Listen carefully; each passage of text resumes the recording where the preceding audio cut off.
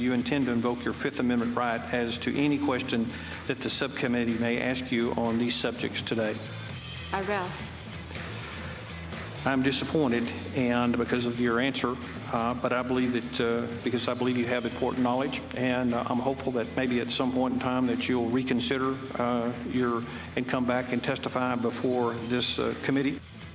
And that was Edith O'Brien, former assistant treasurer at MF Global, taking the Fifth Amendment and declining any questions on those money transfers in question in the final days of the firm. Oh, they were pretty harsh words, you could say, kicking off that hearing. Men and women from the back office who likely never thought that they'd end up under the microscope like this. You can see those hearings still underway on Capitol Hill. I think we have some video of them. But in the meantime, I am joined by two men who have been following this news very, very carefully. In Washington, Seth Bereswag of Bereswag Leonard. Seth specializes in white-collar crime and compliance issues. And right here in New York, Richard Roth of the Roth Law Firm. Gentlemen, as Congress shines a spotlight on the inner workings of MF Global's final days, a lot at stake for folks like Edith O'Brien and, of course, Jon Corzine himself. Seth, give us some perspective of what could actually happen to either one of them if any of this turns out to be true. Well, certainly Ms. O'Brien has made it clear that she is negotiating some kind of an immunity deal with federal prosecutors. The word is that she's close to that. So if she gets, depending upon the kind of immunity that she gets, then she really may be able to just go through this system without being subject to prosecution. Mr. Corzine is still subject to exposure on a lot of issues. And frankly, I think the Sarbanes-Oxley violation, potentially a potential violation here, is something that lurks in the background. These hearings demonstrate that MF Global was like an airplane without the flight crew. Nobody really knew what was going on. The only person with information took the Fifth and was told that she could leave. So it was really high drama on Capitol Hill today. Yeah, Richard, I mean, one of the big questions, of course, is whether or not they could actually move money from a customer account into one of their own accounts to cover a shortage. Oftentimes, Richard, that's completely 100% legal. So are we in murky ground here? Is this what they're trying to determine, whether or not in this particular case it was something that was allowed to have happen? That's exactly right. Generally speaking, you are not allowed to move money from customer accounts. There is an exception to that rule. But what's fascinating here is that Christine Serwinski, who also is testifying today, was on vacation, and she contacts the Chicago office. She was the CFO of MF Global North America. She contacted the Chicago office concerned that money is being transferred improperly.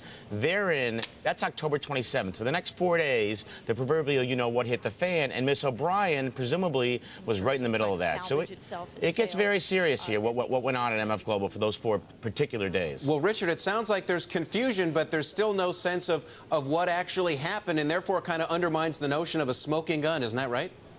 So far, yes, but you also have somebody testifying today from J.P. Morgan who is going to testify, at least that's what it's been announced as, that they contacted actually Jon Corzine and MF Global on the 28th of October, telling them what is going on here with the transfer of money from customer accounts. So there were email correspondence. There is some correspondence going around, and Jon Corzine is in the middle of this. So they are circling. The question is whether they can actually get to the truth in light of the fact that Ms. O'Brien is taking the Fifth Amendment. Now, Seth, you're nodding in agreement. Why exactly? Well, because I agree, and Edith O'Brien is the person that really has all the information. Once she wraps up the plea deal, once she confirms her immunity, which I suspect she will shortly, I agree that she's going to be providing the additional information. Documents in a hearing are similar to a deposition. You get behind the documents, you ask the questions to get the internal information from behind the scenes. She has smoking guns, she has information. That's going to be critical. But the bottom line is that MF Global has really become the poster child for the need to focus on internal controls and compliance, because all these people are in the hearing room on Capitol Hill today and nobody's able to say what happened, and that's just ridiculous. Well, it sounds like she's just saving her ammunition for later, though. Oh, that's absolutely true. Well, I agree with that. Go ahead. Yeah, Seth? Well, I agree with that. She's saving her ammunition, but her lawyer knows what's going on. In a situation like this, the defense counsel reaches out to the prosecutor's office and confirms the immunity to get, hopefully, transactional immunity or the broadest type of immunity possible. They're smart. They know what they're doing. I believe that ultimately she will provide the information and there will be a trail. I agree that Mr. Corzine is really in a hornet's nest. This is a huge hornet's nest, and more information will be coming out shortly. So what do you think could actually have been at play here? I mean, what is Richard, the worst case scenario for John Corzine? The worst case scenario is that John Corzine, between October 28th and October 31st, had personal knowledge, actually knew that money was being taken from customer accounts to pay back J.P. Morgan on the overdraft that happened. If he knew that there was improperly money being taken from customer accounts, which is a big no-no, there is an exception with regard to international customers. But generally speaking, if John Corzine had his finger on that pulse, and we do know that the CFO of MF Global North America knew it, so certainly there were very high-level people with very high levels who actually will be testifying, and John Corzine is, as counsel just said, in the hornet's nest. Well, what would actually require him to go from the hornet's nest to jail, right? Because, I mean, who's to say it's just he said versus she said? Well, it isn't a Well, he. and if Go ahead. Oh, I apologize. Just a brief answer.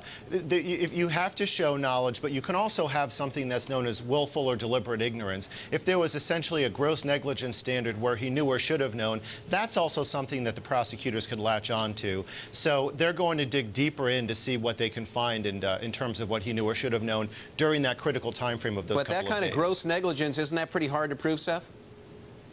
Well, it is, but that's why Ms. O'Brien is so critical here, because that's not going to be an easy case to prove, but they need her cooperation. So if you can rise to the level of deliberate or willful ignorance, then there's a shot. But it's not going to be easy for the federal prosecutors. All right, this brings us right back to sort of where we started. How do you get Ms. O'Brien to cooperate, Richard? I mean, we talked briefly about the idea of immunity. How do you get her to say, I mean, if she really believes that she's innocent, that John Corzine's innocent, that everyone's innocent, then why does she even need to be partaking in this at all? I don't know. I wouldn't necessarily agree that she believes she's innocent. What you want to do is give her immunity so she has what's called transactional immunity, so she then can speak. Money was transferred. There are individuals who press buttons to transfer wires from MF Global to J.P. Morgan and possibly from customer accounts. So it's not really a he said, she said, because there's a money trail. There are emails that went back and forth. The other person that's going to be very important is Diane Genova, who's deputy counsel at J.P. Morgan. She herself had conversations with John Corzine. So once she talks, you will hear, presumably, we will hear the entire story, which will be buttressed by emails and wire transfers and other documents, which will substantiate her story. What would you advise if you were Edith's lawyer right now, Edith O'Brien's lawyer? What would you advise her to do? Richard, first to you. Yeah, I would advise her to not speak, to take the Fifth Amendment, to work out a deal with the prosecutors, because at the end of the day, the prosecutors want the big fish. And John Corzine is a huge fish. That's what they want. They want to really go after the people that made the decisions here. Right. So the answer to her for her is to work out a deal with the prosecutor, at which point in time she can have immunity and be free from prosecution. That's her goal. And Seth, what would you advise John Corzine if you were representing him right now? Well, unfortunately, I think that he's going to not be able to invoke the Fifth Amendment because he's already put himself out there. What I would tell him is just to hunker down and just try to get as many documents as possible and just watch developments. It's going to be very, very difficult for him right now. This really is a huge hornet's nest, and I agree that Ms. O'Brien needs to get that immunity deal wrapped up. Mr. Corzine's biggest problem, among other things, J.P. Morgan knew what was going on. They went right in there on that Friday and asked for broad memos for assurances. Everybody knew what was going on except the people inside MF Global. All right, we're going to have to leave it there. Very interesting perspective from both of you. Richard Roth of the Roth Law Firm, and we had Seth Berenswag of Berenswag Leonard. Thank you so much. Thank you very much.